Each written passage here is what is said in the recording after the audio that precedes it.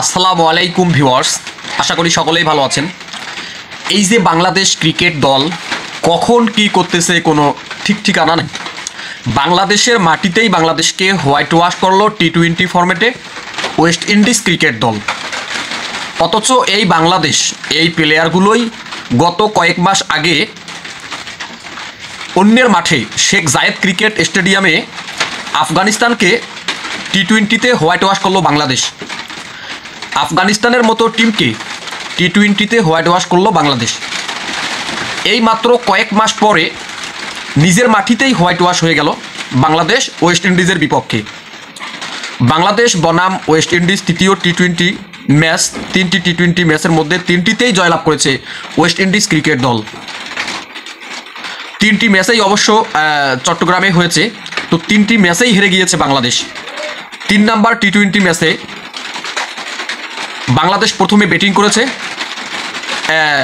কোনো ব্যাটার ভালো রান করতে পারেনি। একমাত্র তানজিদ হাসান তামিম সে একাই রান করেছে। তানজিদ হাসান তামিম সে 89 রান করেছে একাই, এবং সাইফ হাসান সে মাত্র 23 রান করেছে 22 বলে।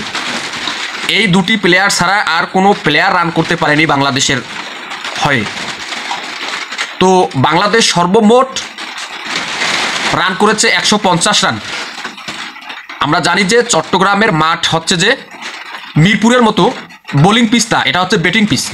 চট্টগ্রামের মাঠ হচ্ছে, চট্টগ্রামের পিচটা হচ্ছে ব্যাটিং পিচ। এই পিচে 140 বা 150 বা 160 170 এগুলা রান কিছুই না, অনায়াসেই এই রানগুলো হয়ে যায়। আরও তো হচ্ছে যে ওয়েস্ট ইন্ডিজের মতো টিম, ওয়েস্ট ইন্ডিজের যদি একটা ব্যাটসম্যান টিকে তাহলে 200 রান পর্যন্ত ওরা চেঞ্জ করে ফেলে। তো বাংলাদেশ ওয়েস্ট ইন্ডিজকে 150 রানের টার্গেট দিয়েছে। বিনিময়ে ওয়েস্ট ইন্ডিজ 5 উইকেটে জয়লাভ করেছে। আমরা দেখেছি যে 3 নাম্বার টি-20 ম্যাচটা ওয়েস্ট ইন্ডিজ জয়লাভ করে বাংলাদেশকে হোয়াইট ওয়াশ করলো। 3টা টি-20 ম্যাচের একটিতেও জয় লাভ করতে পারলো না বাংলাদেশ, অথচ বাংলাদেশের মাটিতেই খেলা। বাংলাদেশের মাটিতেই চট্টগ্রামের মাঠেই 3টে টি-20 ম্যাচ হইল, একটিতেও জয়লাভ করতে পারলো না বাংলাদেশ। এটা সত্যি, এটা হতাশাজনক। এই বাংলাদেশ যে কখন কি করে আসলে বোঝা মুশকিল।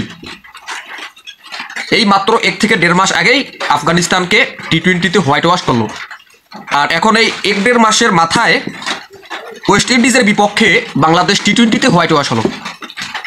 এই বাংলাদেশ যে কখন কি করে আসলে বোঝা মুশকিল। তো ওয়েস্ট ইন্ডিজের বিপক্ষে টি-20তে হোয়াইট ওয়াশ হয়েছে বাংলাদেশ। এতে বাংলাদেশের যেগুলা ক্রিকেটের ফ্যান ফলোয়ার তারা ভুয়া ভুয়া বলে চিৎকার করছিল।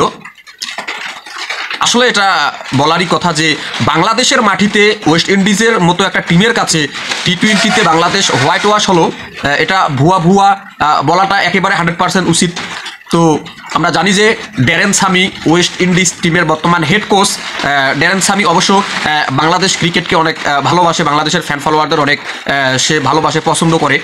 আমরাও যারা বাংলাদেশের ক্রিকেটের ফ্যান ফলোয়ার আছি, আমরা ড্যারেন সামিকে অনেক ভালোবাসি, কারণ তারা বাংলাদেশে বিপিএল খেলতে আসে। ওরা যদি বিপিএল খেলতে না আসতো তাহলে বিপিএলটা এত জাঁকজমট হতো না, এই সুবাদে আর কি আমরা ওদেরকে অনেক ভালোবাসি। তো ড্যারেন সামি বর্তমান ওয়েস্ট ইন্ডিজের হেড কোচ, সে বলেছে যে বাংলাদেশের ক্রিকেটের ফ্যান ফলোয়াররা যখন বাংলাদেশ টিমকে ভুয়া ভুয়া বলেছে তখন এই জিনিসটা আমার কাছে খুব খারাপ লেগেছে।